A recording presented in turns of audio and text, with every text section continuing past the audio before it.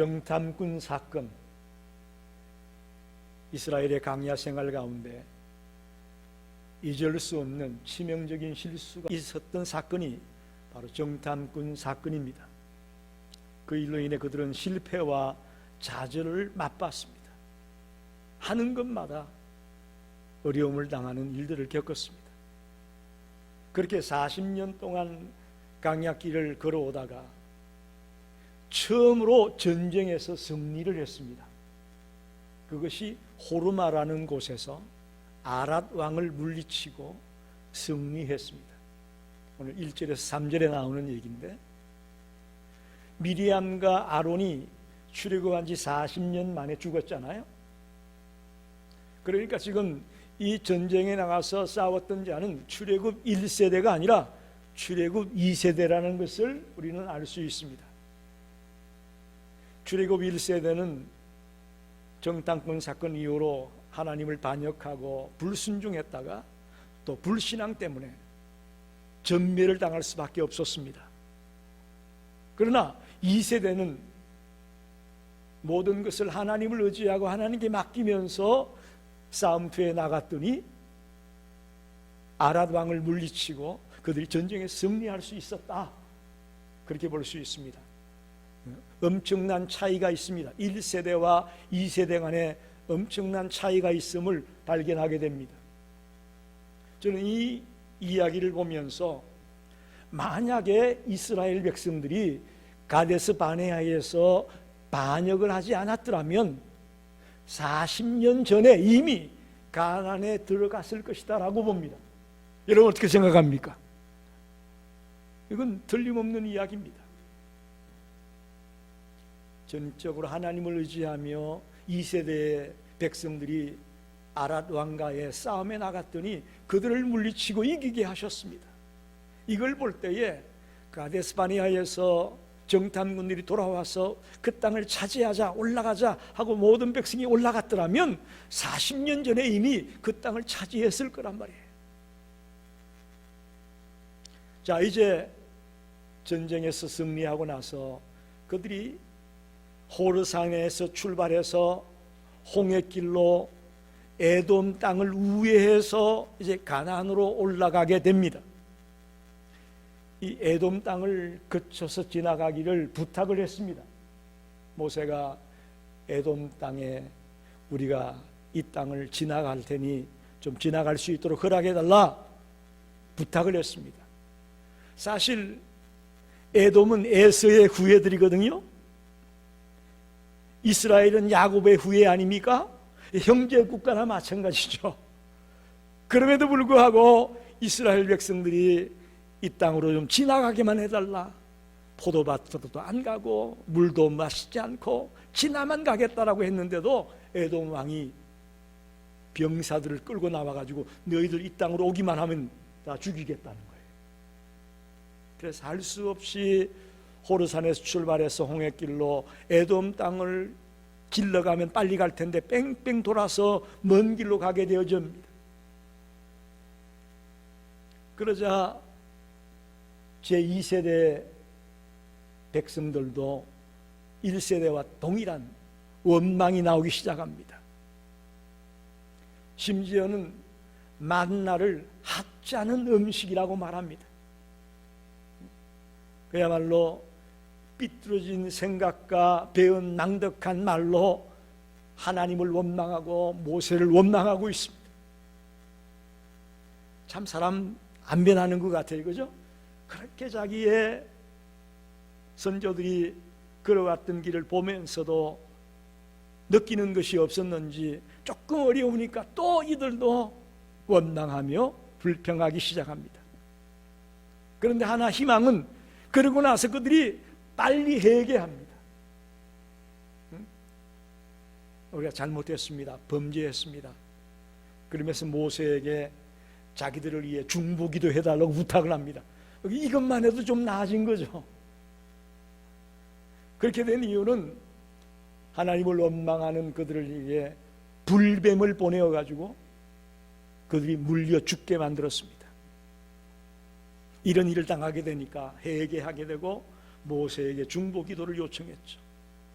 그래서 하나님 앞에 모세가 기도했더니 하나님이 해결책을 주십니다.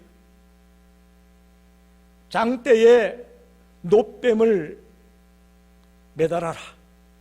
불뱀의 모양을 가진 놋뱀을, 구리뱀을 만들어 가지고 장대에 매달아라.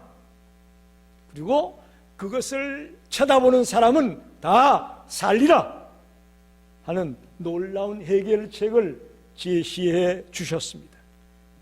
이게 오늘 본문의 얘기입니다. 민수기 21장 1절에서 9절까지 말씀을 요약해 보면 이런 내용입니다. 오늘 모세가 장대에 매달았던 이 놋뱀은 우리를 구원하기 위해 십자가에 달리신 예수님의 모형입니다. 강야에서 장대에 달린 놋뱀을 보기만 하면 누구나 살았습니다. 구원을 받았습니다. 오늘날 누구든지 예수 그리스도를 믿기만 하면, 십자가의 예수를 바라보고 믿기만 하면 구원을 얻습니다. 이 놀라운 구원의 메시지를 오늘 말씀을 통해 발견하고 은혜 받고 돌아가시기를 간절히 축원합니다. 첫째는 이스라엘 백성들의 죄에 대한 기억 상실증이 얼마나 위험한가를 생각해 보려고 합니다. 5절을 같이 읽어보겠습니다. 백성이 하나님과 모세를 향하여 원망하되 어찌하여 우리를 애굽에서 인도해내어 이 강야에서 죽게 하는가? 이곳에는 먹을 것도 없고 물도 없도다. 우리 마음이 이 하찮은 음식을 싫어하노라 하매, 이렇게 말합니다.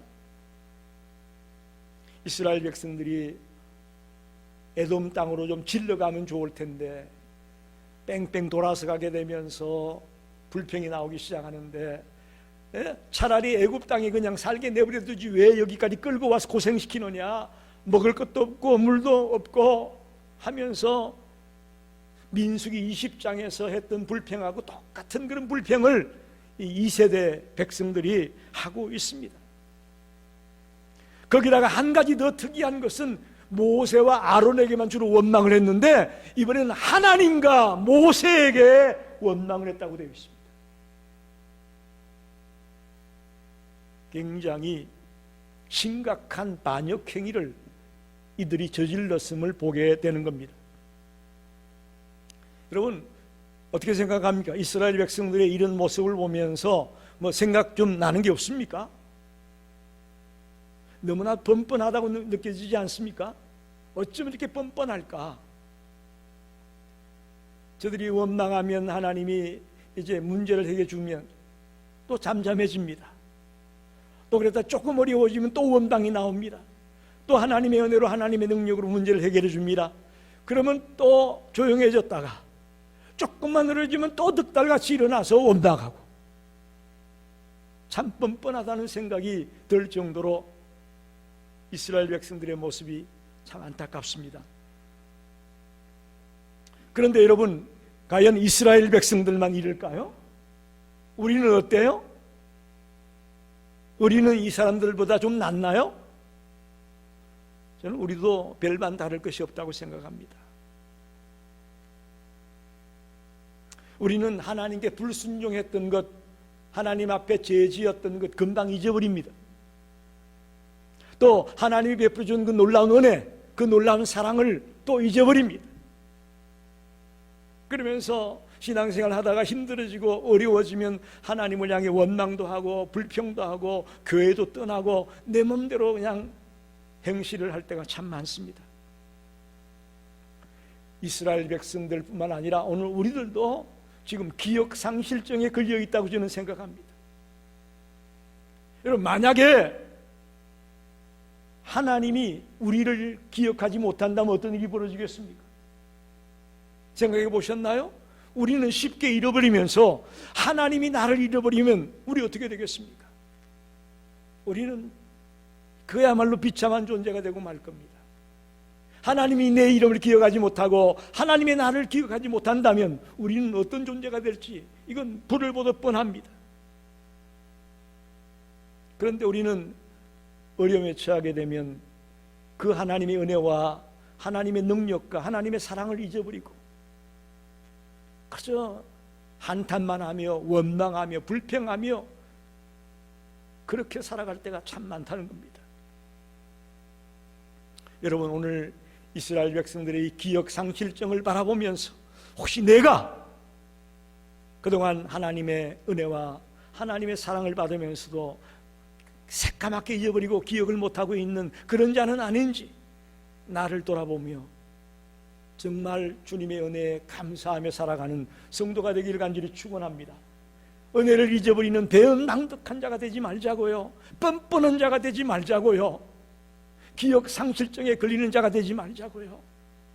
내가 이렇게 되었을 때 하나님의 은혜로 내가 살게 되었는데 내가 어떻게 하나님을 버릴 수 있느냐, 내가 어떻게 하나님을 원망할 수 있느냐라는 그런 심정으로 저와 여러분이 걸어가게 되기를 간절히 부탁합니다. 두 번째는 불뱀을 보내서 원망하고 불평하는 그들을 심판하는 하나님을 보게 됩니다. 6절을 보겠습니다. 여호와께서 불뱀들을 백성 중에 보내어 백성을 물게 함으로 이스라엘 백성 중에 죽은 자가 많은지라, 이렇게 말합니다. 여기 불뱀이라는 것은 그 강야에 아주 널려 있었습니다. 아주 맹독성 뱀입니다. 한번 물면 지독한 독이 나와서 사람을 죽이는 그런 뱀을 불뱀이라고 말합니다. 사람을 물면 그 상처에서 불같은 열이 난답니다. 그래서 불뱀이에요. 치명적인 독을 가지고 사람을 죽이는 그 불뱀을 보내어서 원망하고 불평하는 그들을 죽였다고 되어 있습니다. 자, 여러분, 진노하신 하나님은 이스라엘 백성들 사이에 불뱀을 보내가지고 그들에게 징계를 내립니다. 자, 7절에 보니까 이렇게 말합니다. 백성이 모세에게 이르러 말하되 우리가 여호와와 당신을 향하여 원망함으로 범죄하였사오니 여호와께 기도하여 이 뱀들을 우리에게서 떠나게 하소서. 모세가 백성을 위하여 기도하네. 1세대하고 2세대의 차이가 여기 또 있다고 그랬죠. 그들은 자기들이 불평하고 원망함으로 이게 잘못됐다는 걸 깨닫고 범죄하였으므로 회개하며 모세를 찾아갑니다. 그래서 모세여, 우리를 위해 중보기도해 주십시오. 우리가 잘못했습니다 라고 부탁하는 것을 보게 됩니다. 여러분, 뱀이라는 것은 성경에 보면 사단의 하신으로 표현되고 있습니다. 사실 이스라엘 백성들을 물게 된 이 불뱀도 하나님의 백성들을 해하기 위해 은밀히 다가오는 사단을 상징한다고 볼 수 있습니다. 지금도 사탄은 삼킬 자를 두루 찾아 헤맨다고 말하지 않습니까? 우리 잠자고 있는 그리스도인, 시시하게 믿는 그리스도인은 사탄이 건드리지도 않아요. 정말 열심히 믿어보려고 하고 바르게 신앙생활 해보려고 하고 하나님의 자녀답게 바르게 살아보려고 하는 사람들을 넘어뜨리려고 혈안이 되어 있는 겁니다. 이제 이런 악의 세력들이 우리에게 다가올 때에 하나님이 지키시고 하나님이 보호해 주지 않는다면 우리는 백전백패입니다. 우리는 순식간에 무너지고 말 것입니다. 하나님을 신뢰하지 않고 하나님을 원망하며 불평하다가는 우리가 이런 꼴이 되고 말 것입니다. 그러니 이들과 같은 죄악의 자리에 빠지지 아니하도록 불평하며 원망하다가 뱀에게 물려서 죽게 되는 그런 안타까운 자리에 들어가지 않도록 저와 여러분이 늘 깨어있기를 간절히 소망합니다. 깨어있어야 됩니다. 우리는 육적인 것들만 자꾸 바라보게 되니까 영적인 문제에 별로 관심이 없습니다. 소홀하기 쉽습니다. 아닙니다. 육적인 것보다 오히려 영적인 문제가 더 심각하다는 것을 우리가 알아야 됩니다. 우리의 영혼이 병들고 쓰러지는 이유는 원망과 불평과 하나님과의 관계가 멀어지기 때문인 거죠. 이걸 분명히 알고 바르게 돌아오기를 바랍니다. 마지막 세 번째는 이제 그들에게 구원의 길을 제시해 주고 있습니다. 모세의 중보기도를 들으시고 하나님은 한 가지 해결책을 그들에게 주십니다. 8절 9절을 보겠습니다. 여호와께서 모세에게 이르시되 불뱀을 만들어 장대에 매달아라. 물린 자마다 그것을 보면 살리라. 모세가 놋뱀을 만들어 장대 위에 다니 뱀에게 물린 자가 놋뱀을 쳐다본 적 모두 살더라. 아멘.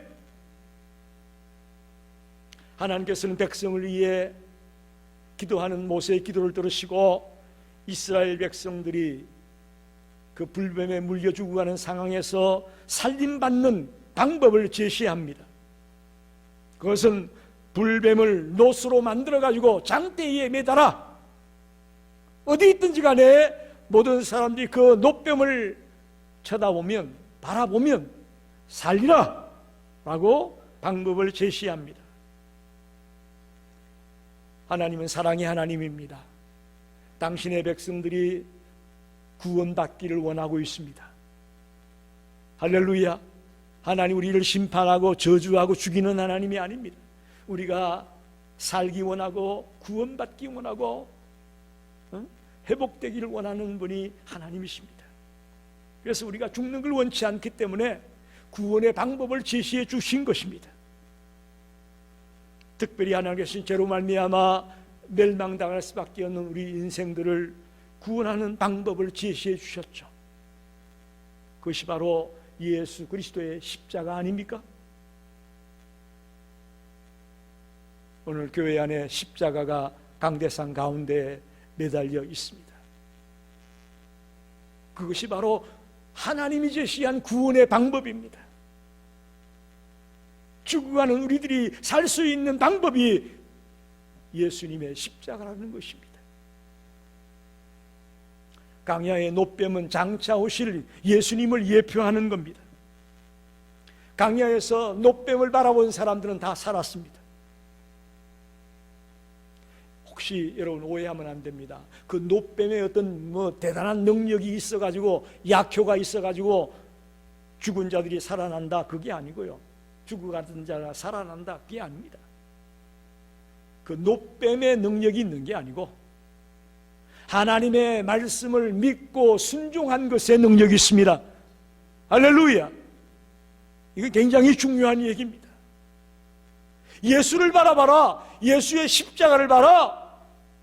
이 얘기는 주님의 말씀을 믿고 순종하는 것을 요구하는 겁니다. 구원이라고 하는 것은 우리의 행위로 주어지는 것이 아닙니다. 우리가 착한 일 많이 하고 남 많이 도와주고 그렇다고 구원받는 거 아니에요. 사람의 노력으로 구원받는 것이 아닙니다. 이렇게 얘기하면 어떤 분은 이릅니다. 내가 지은 죄가 얼마나 심각한 죄인데 이렇게 단순하게 예수님만 바라보고 예수님만 믿는다고 구원을 받아? 아이고 나 그거 잘 못 믿겠어. 너무 쉬워서 못 믿겠답니다. 내가 어떤 죄를 지었는데 내가 나 얘기하면 참 추하고 부끄러운데 그걸 예수님만 바라본다고 예수님만 믿는다고 사해주고 구원을 해? 에이 나 그거 못 믿겠어. 여러분 생각을 바꾸세요. 우리가 생각하기에는 우리가 한 행동이 큰 죄라고 생각하는데 하나님은 가장 큰 죄가 뭐냐? 주님을 믿지 않는 게 가장 큰 죄랍니다. 아멘입니까 여러분? 우리가 행동 잘못한 것 그것도 물론 죄지만 가장 심각한 죄는 주님을 믿지 않는 거라는 거예요. 그래서 주님을 믿고 순종하며 돌아오는 자들은 구원을 받는다고 제시하고 있는 겁니다. 예수님을 믿는 것이 가장 큰 순종이에요. 놀라운 얘기입니다. 그동안 우리는 예수 믿으니까 착하게 살고 선하게 살고, 그런데 그렇게 못 살았으니 아이고 어떡하냐, 그런 걱정들을 많이 했는데, 주님의 관점에서 볼 때는 가장 중요한 게 뭐냐? 물론 우리가 말을 실수하고 행동을 잘못하는 것, 그런 것도 물론 잘못이지만 더 잘못은 뭐냐? 예수 믿지 않는다는 거, 주님을 바라보지 않는다는 거, 주님의 십자가의 사건을 의심한다는 거, 이게 가장 큰 죄라는 거죠. 여러분, 죄인이 구원받는 다른 길은 없습니다. 오직 예수님이 나의 구주, 나의 하나님임을 믿는 것 외에는 다른 길이 없습니다. 다른 방법이 없습니다. 요한복음 3장 14절에서 16절 말씀을 보겠습니다. 굉장히 중요한 말씀입니다. 모세가 광야에서 뱀을 든 것 같이 인자도 들려야 하리니 이는 그를 믿는 자마다 영생을 얻게 하려 하심이니라. 하나님이 세상을 이처럼 사랑하사 독생자를 주셨으니 이는 그를 믿는 자마다 멸망하지 않고 영생을 얻게 하려 하심이라. 할렐루야. 신약의 사도 요한은 모세가 광야에서 뱀을 든 것 같이 인자도 들려야 하리라, 이 놋뱀을 예수님의 예표라는 것을 분명하게 해석하고 있습니다. 그래서 그를 믿는 자마다 영생을 얻게 된다. 로마서 5장 8절에는 우리가 아직 죄인 되었을 때에 그리스도께서 우리를 위하여 죽으심으로 하나님께서 우리에 대한 자기의 사랑을 확정하셨다라고 말씀합니다.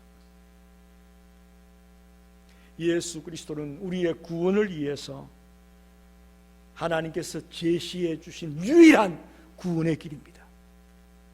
유일한, 다른 여러 방법 중에 하나가 아니에요. 유일한 구원의 길이 바로 예수 그리스도를 나의 구주로 영접하는 것이라고 성경은 분명하게 말씀합니다. 구약시대 이스라엘 백성들이 광야에서 불뱀에 물려 죽어가다가 그 장대에 달린 놋뱀을 바라본 사람은 다 살았습니다. 할렐루야. 마찬가지입니다. 오늘 이 시대에 우리들도 비록 다 죄인이고 죽을 수밖에 없는 자이지만 예수님의 십자가를 바라보며 예수 그리스도가 나의 구세주다, 예수 그리스도가 나의 구원자다라는 믿음과 순종을 가진 자에게는 구원이 주어짐을, 살림이 주어짐을, 영생이 주어짐을 믿으시기 바랍니다. 그게 이 장대에 달린 놋뱀 스토리가 이렇게 연결이 되는 것입니다. 말씀을 정리합니다. 미국의 한 도시에 에이즈에 걸려서 죽어가던 여인이 있었습니다. 이 여인은 젊은 날에 허랑방탕한 삶을 살다가 이 병을 앓게 되었습니다. 그런데 그 여인에게 딸이 하나 있었는데 딸은 교회에 잘 다니는 아이였습니다. 그래서 교회에 가서 목사님에게 요청을 했습니다. 목사님, 우리 엄마가 지금 죽어가고 있어요. 그런데 목사님이 꼭 한번 신방해서 우리 어머니가 예수 믿고 구원받고 갈 수 있도록 좀 도와주세요라고 딸이 목사님에게 눈물로 요청을 했습니다. 그래서 목사님이 그 딸을 데리고 신방을 갔더니 이 여인이 차갑게 거절을 합니다. 나는 하나님을 믿지 않았습니다.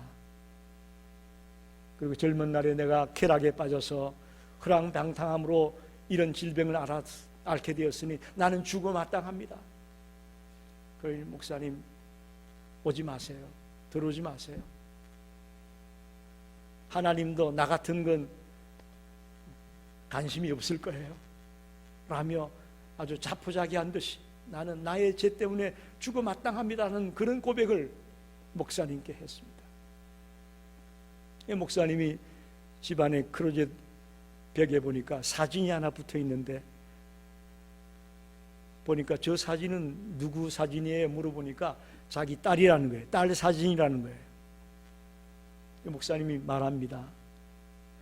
만약에 저 딸이 엄마 말을 듣지 않고 밖에 나가서 젊도록 살다가 병이 걸리면 그 딸 어떻게 하시겠습니까? 그냥 그 딸 버리겠습니까? 라고 했더니 이 엄마가 하는 말이 아니에요. 아무리 그래도 내 딸인데 어떻게 내가 버립니까? 응? 절대로 내 딸 못 버립니다. 아무리 죽을 병에 걸리고 내 말을 듣지 않고 못된 짓을 했더라도 나는 내 딸을 버릴 수 없습니다 라고 얘기했어요. 그러자 목사님이 얘기합니다. 하나님에게 당신은 바로 그런 딸입니다. 하나님도 지금 당신이 돌아오기를 기다리고 있습니다. 당신의 삶을 있는 그대로 주님 앞에 내어놓고 돌아온다면 하나님도 당신이 딸을 안아주는 것처럼 그렇게 꼭 당신을 깨안아 줄 겁니다 라고 목사님이 말씀을 전했습니다. 사랑하는 여러분, 우리는 죄인입니다. 그렇습니다. 목사도 사모도 근사도 우리 다 죄인이에요. 그렇지만 우리는 예수님을 바라보고 예수님을 나의 구주로 영접함으로 이제 하나님의 자녀가 되어지고 하나님의 품에 안긴 자가 된 줄 믿습니다. 우리가 잘나서 우리가 뭐 공부도 많이 하고 뭐 높은 자리에 올라가고 돈도 많고 뭐 잘나서 우리가 주님의 자녀가 된 거 아니에요. 다 못난 자입니다. 그러나 하나님은 우리가 당신의 자녀이기에 우리를 깨안아주고 우리를 붙들어 준다고 저는 믿습니다. 우리 모두 이 시간부터 이 놀라운 구원의 감격을 잊지 말고 중간에 기억상실증에 걸려서 또 원망하고 또 불평하고 또 넘어지는 자가 되지 말고 마지막 순간까지 흔들리지 않는 모습으로 달려가기를 바랍니다. 그리고 더 중요한 것은 이 예수를 바라보는 일을 못하고 있는 우리 이웃들이 있습니다. 이 에이즈에 걸렸던 이 여인처럼 예수를 바라보면 희망이 있고 소망이 있는데 그걸 모르고 살아가는 이웃들이 얼마나 많습니까? 특히 요즘 자살로 죽어가는 사람이 얼마나 많습니까? 자신의 삶을 쉽게 포기하고 쉽게 내딛는 자가 얼마나 많습니까?